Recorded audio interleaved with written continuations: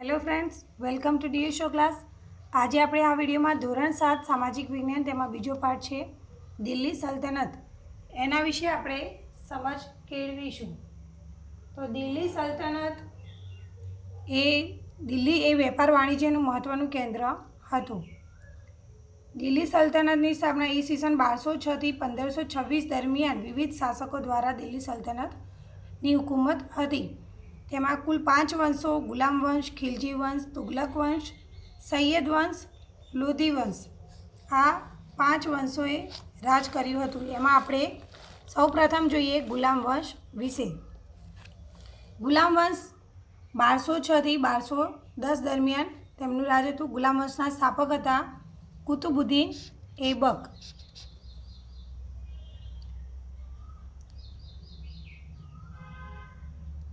ઈસવીસન 1192માં તરાઈનું બીજું યુદ્ધ થયું. શાહબુદ્દીન ગોરી અને પૃથ્વીરાજ ચૌહાણ વચ્ચે. તરાઈનું બીજું યુદ્ધ શાહબુદ્દીન ગોરી અને પૃથ્વીરાજ ચૌહાણ વચ્ચે, જેમાં શાહબુદ્દીન ગોરીનો વિજય થયો. કુતુબુદ્દીન ઐબક એ શાહબુદ્દીન ગોરીનો ગુલામ હતો, જે મામલુક વંશનો હતો. કુતુબુદ્દીન ઐબક જે ગુલામ હતો એ મામલુક વંશનો હતો. નિશાપુરના કાજીએ શાહબુદ્દીન ગોરીને તેના ગુલામ તરીકે વેચ્યો હતો.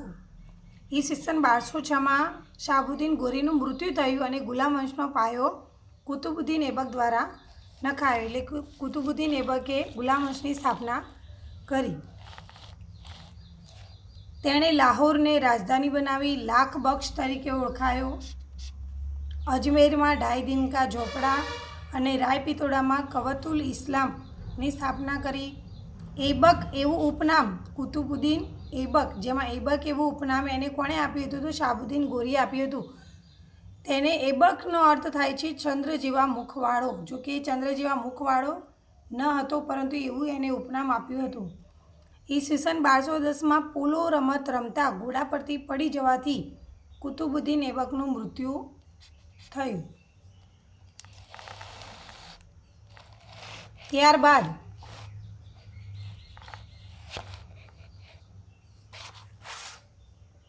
ઇલ્તુત્મિશ, જે કુતુબુદ્દીન ઐબકનો જમાઈ હતો, એ શાસનમાં આવ્યો. રાજધાની લાહોરને સ્થાને એણે દિલ્હીને પોતાની રાજધાની બનાવી. તેણે ચેહલગાન 4 ગાનની સ્થાપના કરી. ગુલામ વંશનો સાચો સ્થાપક ઇલ્તુત્મિશને ગણવામાં આવે છે. સ્થાપક હતો કુતુબુદ્દીન ઐબક, પરંતુ સાચો સ્થાપક ઇલ્તુત્મિશ કહેવામાં આવે છે. તેણે કુતુબ મિનારનું કાર્ય પૂરું કરાવ્યું હતું.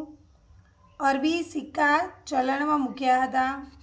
બગદાદના ખલીફા પાસેથી સુલતાનની સ્વીકૃતિ પણ મેળવી હતી. ઈસવીસન 1235માં તેનું મૃત્યુ થયું.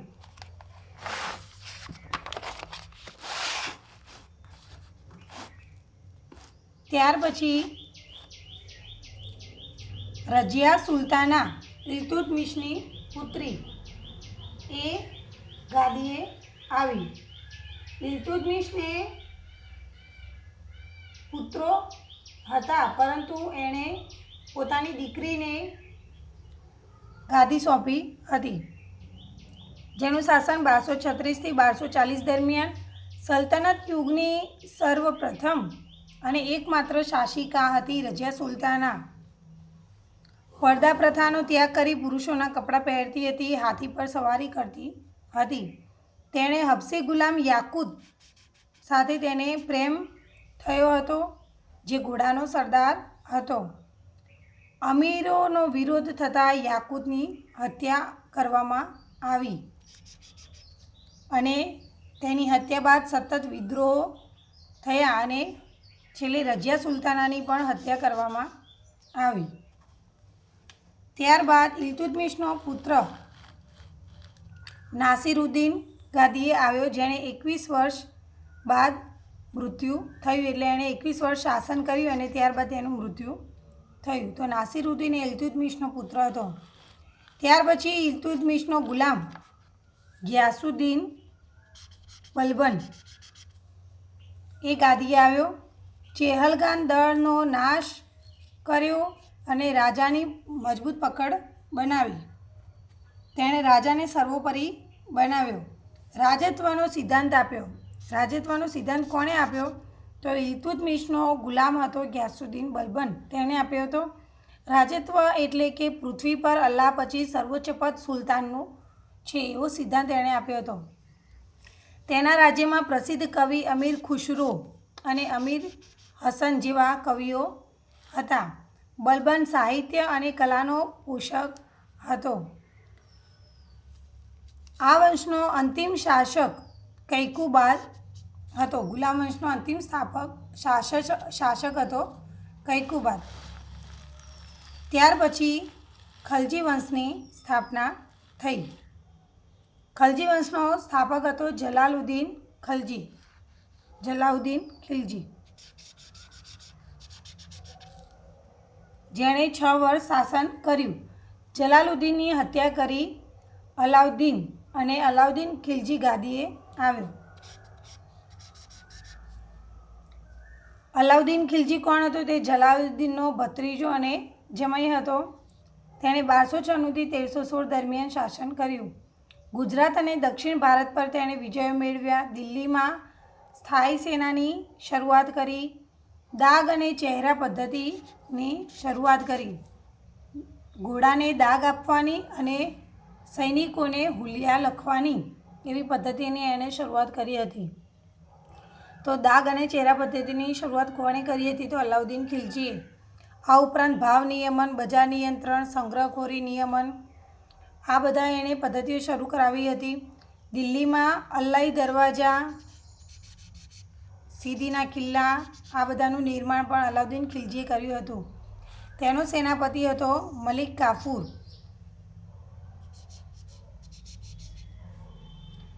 ઈસવીસન 1316માં અલાઉદ્દીન ખિલજીનું મૃત્યુ થયું.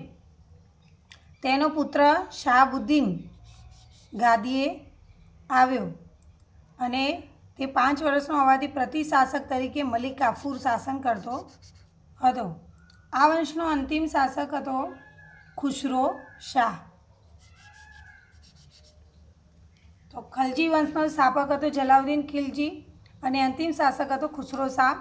અને એમાં અલાઉદ્દીન ખિલજી હતો એ ઘણી બધી એણે પ્રજા માટે કામ કર્યા હતા અને નવી નવી પદ્ધતિઓની શરૂઆત કરી હતી.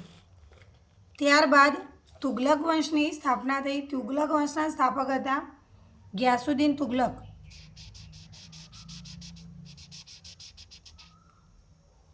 તેરસો 1320થી 1414 દરમિયાન તુગલક વંશનું શાસન હતું. દિલ્હી પાસે તુગલકાબાદ નગરની સ્થાપના કરી.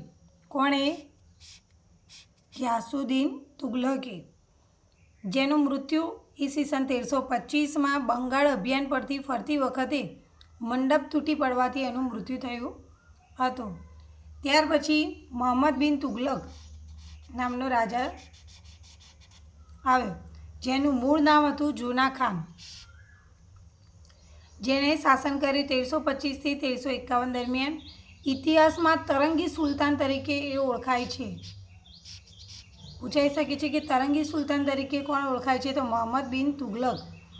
દિલ્હીથી દૌલતાબાદ રાજધાનીનું સ્થળાંતર કર્યું હતું. પ્રતિક મુદ્રાની યોજના કરી હતી. ખેતીવાડીને પ્રોત્સાહન આપવા દિવાન એ કોહીની રચના કરી હતી. આફ્રિકન મુસાફર ઇબ્ન બતુતા તેના સમયમાં ભારતની મુલાકાતે આવ્યો હતો.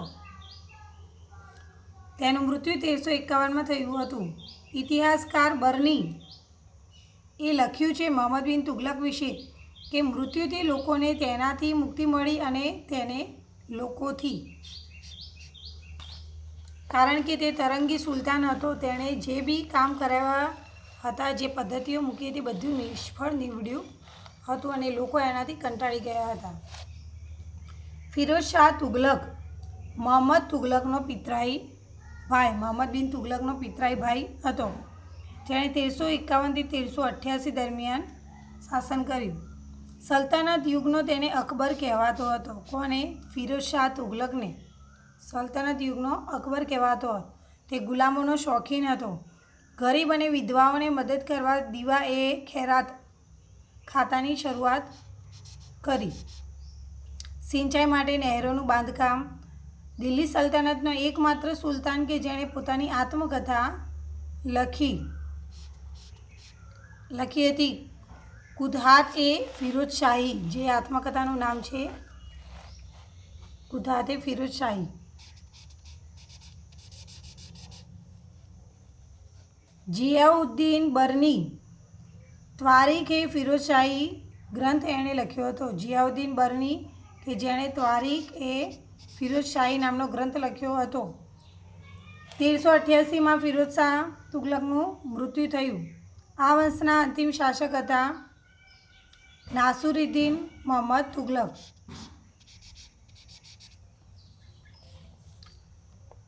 1398માં તૈમુરલંગે દિલ્હી પર આક્રમણ કર્યું. ત્યારબાદ સૈયદ વંશ જેના સ્થાપક હતા ખિજર ખાન અને એમણે શાસન કર્યું હતું 1414થી 1451 દરમિયાન. ત્યાર પછી લોધી વંશની સ્થાપના થઈ. લોધી વંશના સ્થાપક છે બહલોલ લોધી. 1451થી 1526 દરમિયાન સૌ પ્રથમ અફઘાન રાજ્યનો સ્થાપક હતો બહલોલ લોધી. આ સમયે લોધી વંશમાં સિકંદર લોધી નામનો શાસક થઈ ગયો, જેણે માપનના નવા એકમ ગજે સિકંદરી એવા માપનના નવા એકમ આપ્યા હતા. સિકંદર લોધીનું ઉપનામ હતું ગુલરૂપી અને તે એ ગુલરૂમી ઉપનામથી કવિતાઓ લખતો હતો. ઇબ્રાહિમ લોધી ત્યારબાદ રાજા આવ્યો, જેણે 1526માં પાણીપતનું પ્રથમ યુદ્ધ તેના વખતે થયું હતું. પાણીપતનું પ્રથમ યુદ્ધ બાબર અને ઇબ્રાહિમ લોધી વચ્ચે, જેમાં બાબરનો વિજય થયો હતો અને બાબરનો વિજય થતાં મુગલ શાસનની શરૂઆત થઈ હતી.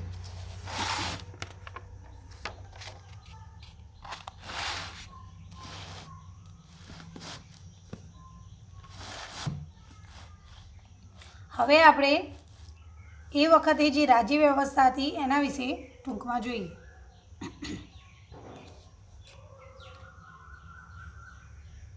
તે વખતે કેન્દ્રમાં સુલતાનની સત્તાએ સર્વોપરી હતી. રાજાની સત્તાએ સર્વોપરી હતી. 3 વિભાગો હતા: કેન્દ્રીય શાસન, પ્રાંતીય શાસન અને સ્થાનિક શાસન. કેન્દ્રીય શાસન એટલે કે સુલતાન પછી મંત્રીમંડળ મુખ્ય હતું. વજીર એ વહીવટીતંત્રનો વડો હતો. પ્રાંતીય શાસન એટલે કે સલ્તનત કાળમાં પ્રાંતને જાગીરમાં વહેંચવામાં આવતું, જેને ઇક્તા કહેવામાં આવતું. ઇક્તેદાર કે મુક્તિ એ વડો એ ઇક્તેદાર કે મુક્તિ કહેવાતો કારોબારી અને ન્યાયતંત્રનો વડો હતો. સ્થાનિક શાસન તો જિલ્લા, નિશ્ચિક અને તાલુકા એટલે કે પરગણા, ગામનો વહીવટ મુખી કરતો હતો. કિલ્લા અને બાંધકામ વિશે જોઈએ તો કુતુબુદ્દીન ઐબકે કયા કયા બાંધકામ કરાવેલા હતા? તો દિલ્હીમાં કુવત ઉલ ઇસ્લામ મસ્જિદનું નિર્માણ કર્યું હતું. કુતુબ મિનાર બાંધકામની શરૂઆત કરી હતી અને તેનું બાંધકામ પૂર્ણ કોણે કર્યું હતું? ઇલ્તુમિશે. શરૂઆત કોણે કરી હતી? કુતુબુદ્દીન ઐબકે. ફિરોજ શાહ અને સિકંદર લોધીએ તેનો જીર્ણોદ્ધાર કરાવેલો કુતુબ મિનારનો.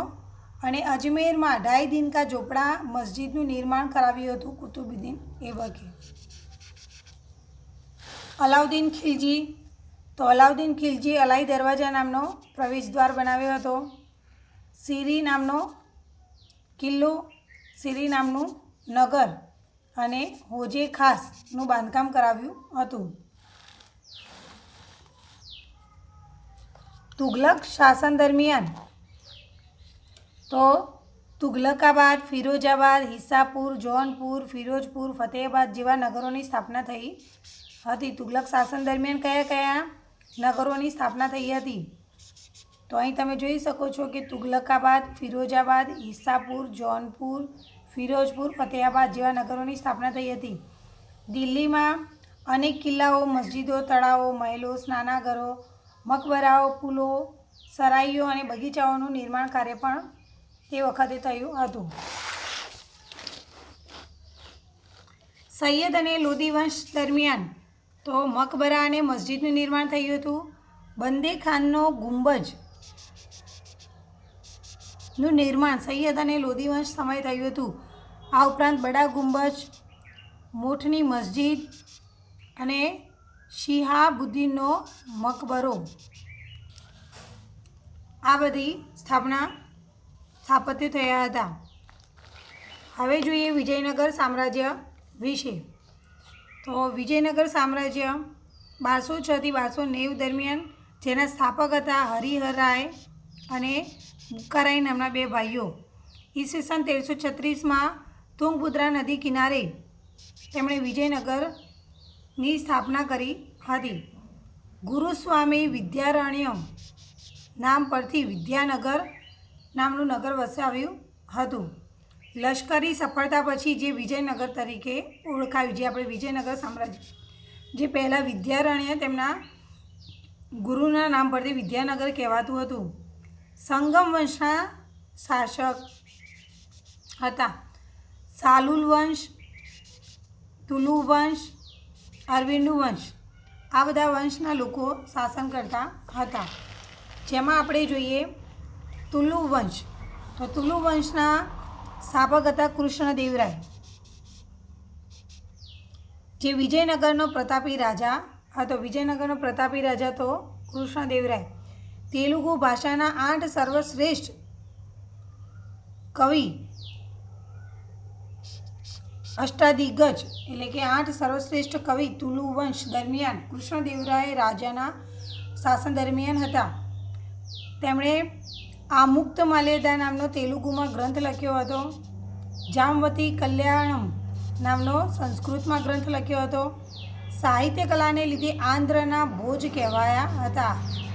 રાજા ભોજ વિશે આપણે જાણીએ છીએ તો એ આંધ્રના ભોજ કહેવાતા હતા. સાહિત્ય કલાને લીધે એમણે આ સમયમાં સાહિત્ય કલાને પ્રોત્સાહન મળ્યું હતું. 1530માં તેમનું મૃત્યુ થયું હતું. અંતિમ શાસક હતા સદાશિવ તુલુ વંશમાં. ત્યારબાદ બહમનીનું રાજ્ય તો 1347થી 1518 દરમિયાન બહમનીનું રાજ્ય, જેના સ્થાપક હતા જફર ખાન, અલાઉદ્દીન બહમન શાહ જેમનું મૂળ નામ હતું. રાજધાની એમણે ગુલમર્ગ અને ત્યાંની રાજભાષા હતી મરાઠી. અહમદ શાહ તો રાજધાની ગુલમર્ગથી બીડર ખસેડી. એમણે ગુલમર્ગથી બીડર ખસેડી. બીડરમાં એમણે અનેક ઇમારતો પણ બંધાવી. ત્યારબાદ આવ્યા રાજા મોહમ્મદ શાહ, જેણે બીડરમાં મહાવિદ્યાલયની સ્થાપના કરી હતી. મૃત્યુ બાદ સત્તા વજીર કાસિમ વરીદના હાથમાં એમણે સોંપી હતી અને બહમની સામ્રાજ્યનો અંત આવ્યો હતો. તો અહીં આપણે આ પાઠમાં દિલ્હી સલ્તનતની સ્થાપના વિશે જોઈ ગયા છીએ. તો દિલ્હી સલ્તનતના સ્થાપક હતા કુતુબુદ્દીન એબક. 1206માં એમણે સ્થાપના કરી હતી અને છેલ્લા આ વંશના શાસક હતા ઇબ્રાહિમ લોધીના શાસન સાથે એમનો અંત આવ્યો હતો. તો અહીં દિલ્હી સલ્તનતમાં 320 વર્ષ સુધી શાસકોએ શાસન કર્યું હતું.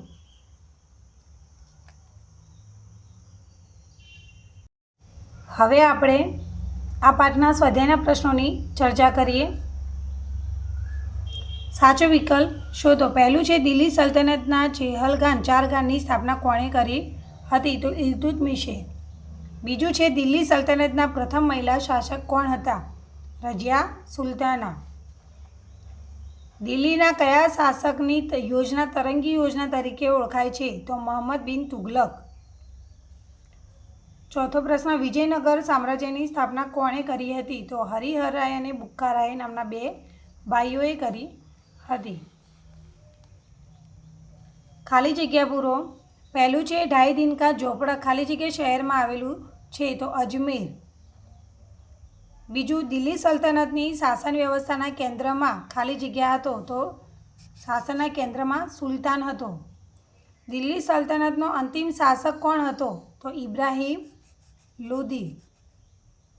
શ્રીનગર ખાલી જગ્યાએ વસાવ્યું તો શ્રીનગરે અલાઉદ્દીન ખિલજીએ વસાવ્યું.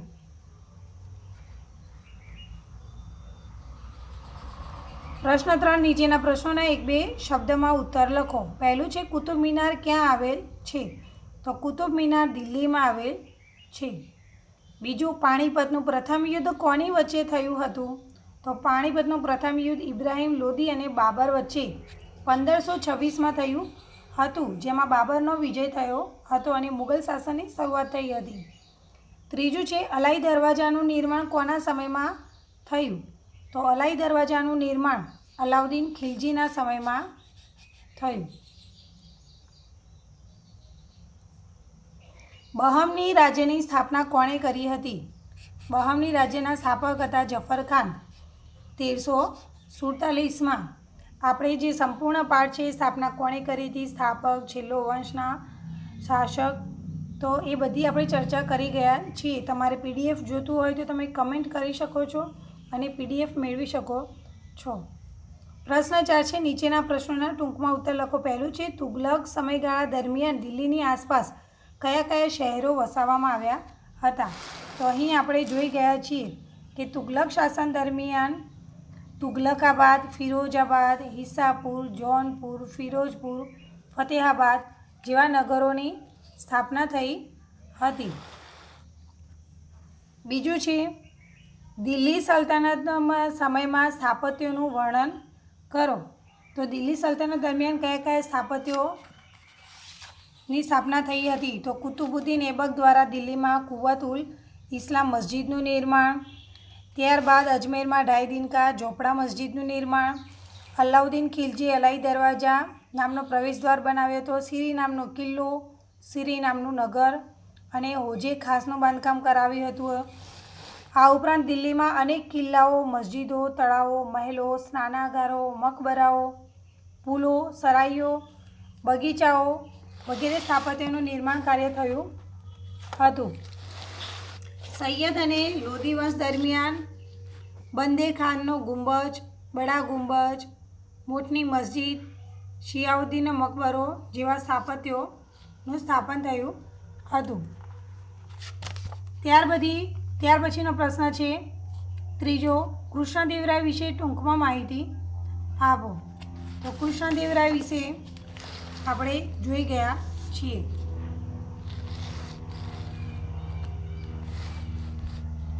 તુલુ વંશના સ્થાપક હતા કૃષ્ણદેવરાય, જે વિજયનગરના પ્રતાપી રાજા હતા.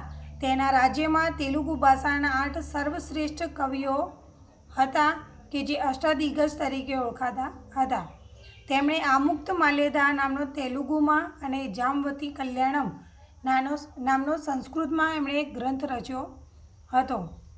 સાહિત્ય કલાને લીધે તેઓ આંધ્રના ભોજ કહેવાતા હતા અને 1530માં તેમનું મૃત્યુ થયું હતું. તો અહીં તમે કૃષ્ણદેવરાય વિશે પણ લખી શકો છો. તો પાઠની સંપૂર્ણ સમજ એમાંથી જે ટૂંકા પ્રશ્નો પૂછાય છે અહીંયા તમને જોઈ શકો છો અને પરીક્ષાની અંદર પણ યાદ રાખવા માટે તમે આ રીતે ટૂંકમાં માહિતી યાદ રાખી શકો છો. નેક્સ્ટ વિડીયોમાં આપણે મુગલ સામ્રાજ્યની ચર્ચા કરીશું. આ વિડીયો ગમ્યો હોય તો એને લાઇક, શેર જરૂરથી કરજો અને કમેન્ટ કરવાનું ભૂલતા નહીં. Thank you.